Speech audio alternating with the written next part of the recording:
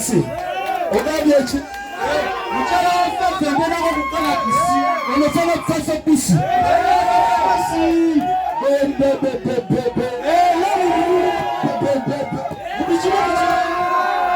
Kasita, how are you?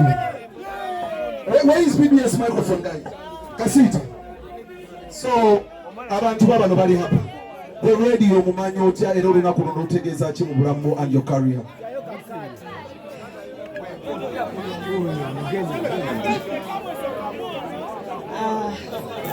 How are you people? Yes! Mukamachiba bebo, mwale bulungi.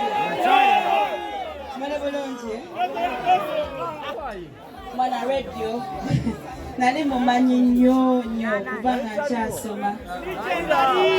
Ngende waabwe bambi. Nasulayo nenga mukwano gwange. He was my brother. He was my everything. Era nali mu live band.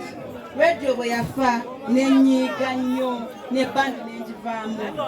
Nenkola music wange nga nyize. And they never remember.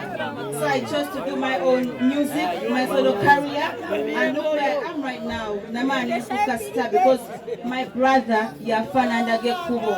Nandagato onakurana we kambula mbuno mwana. No fuka choino kuba musimu no. No one will ever be there for you. Fight for who you are, fight for what you want, and be a big star. Rest in peace, brother. Kakati, thank you so much. Abantu bano bandi bubi. Ebya Feffe Bussi mbuchi.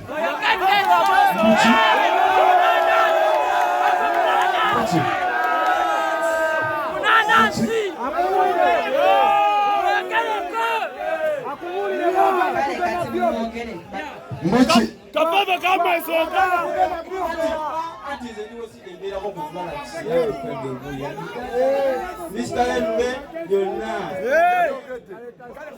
Saka tsembere wansi kotala lili wamabichi. Mbuchi.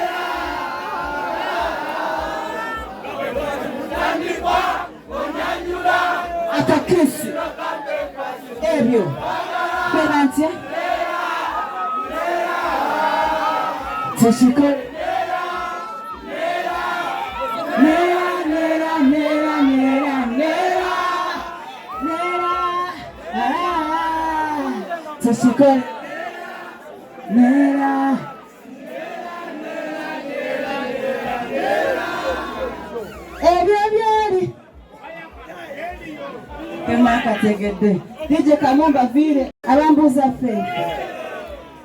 Temumbuza Feffe. Tuli kwa radio lero, siwe chini.